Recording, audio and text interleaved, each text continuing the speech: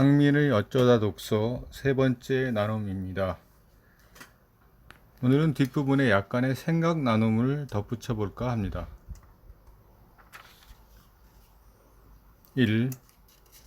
사랑하라. 그리고 그대가 원하는 대로 하라. 성 아우구스티누스.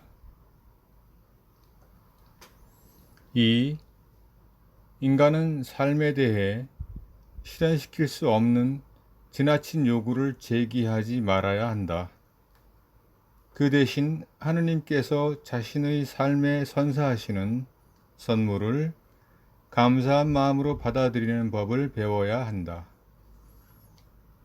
삶이 가져다주는 불리한 조건을 가능한 한 기쁘게 받아들이려는 노력은 인간으로 하여금 자신이 직면하고 있는 상황을 개선하려는 시도를 배제하지 않는다.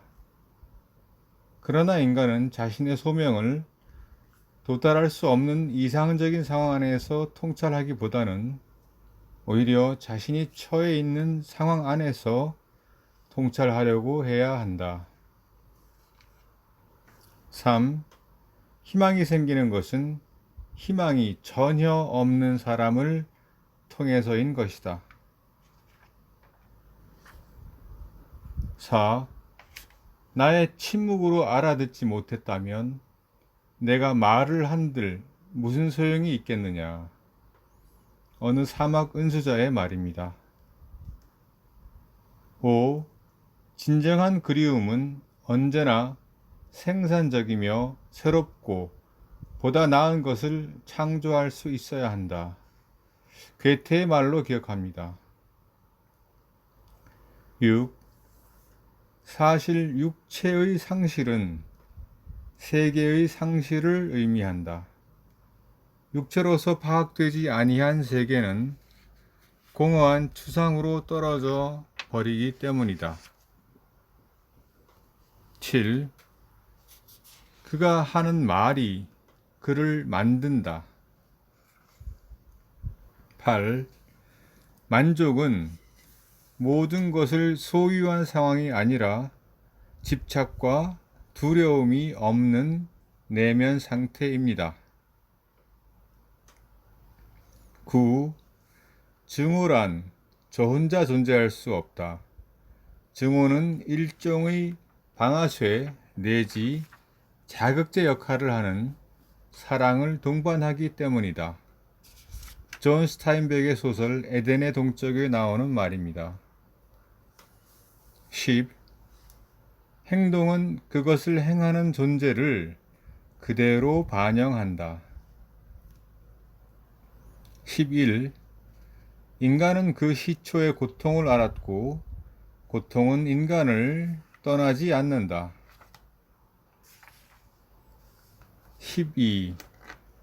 시인의 위대한 영광은 박약한 의지와 일상적 행복의 단순한 집합에 의해서 은밀히 이루어질 수는 없다. 시는 운명에 대한 도전이다. 경건함과 단호함을 동시에 갖는 것. 다시 말해서 하늘과 대화를 나누는 사람은 하늘의 뇌우를 피하지도 않고 그리고 피할 길 없는 운명을 두려워하지도 않는다. 13. 모든 사람은 자신이 정치적으로 지배받는 방식에 대해 책임져야 한다. 카를 야스퍼스. 14. 시간은 모든 걸 폭로한다. 15. 그가 종이 위에 기록하는 최초의 떨리는 낱말은 상처 입은 천사의 낱말로 고통이라는 글자다. 16. 강인한 사람이란 수많은 싸움을 겪고도 어린애와 같은 꿈을 꾸는 사람인 것이다. 17. 착하지 않되 착함을 찾는 것은 착함이다. 18. 뜻은 높고 행실은 소박하다. 19. 참 사람은 죽음의 광기에도 사로잡히지 않으며 생명의 집착에 빠지지도 않는다. 20. 길이 같지 않으면 서로 논의하지 않는다.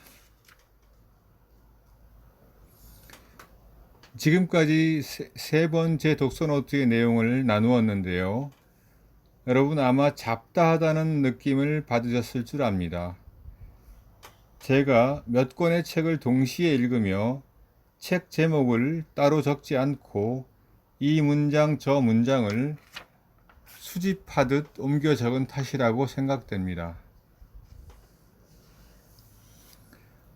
오늘은 16번째 문장, 강인한 사람은 이란 수많은 싸움을 겪고도 어린애와 같은 꿈을 꾸는 사람인 것이다 라는 말을 잠시 리뷰해 보고 싶은데요. 여기서 싸움이란 인생을 살면서 부딪게 되는 도전, 역경, 고난과 고통, 고뇌들과의 싸움들일 텐데요. 그 싸움을 겪고 나서, 그러니까 혹은 승리하거나 혹은 지고 나서, 혹은 교만해지거나 아니면 겸손하고 순수해져 오히려 천진한 동심의 세계로 다시 진입하는 수도 있으리라 생각됩니다.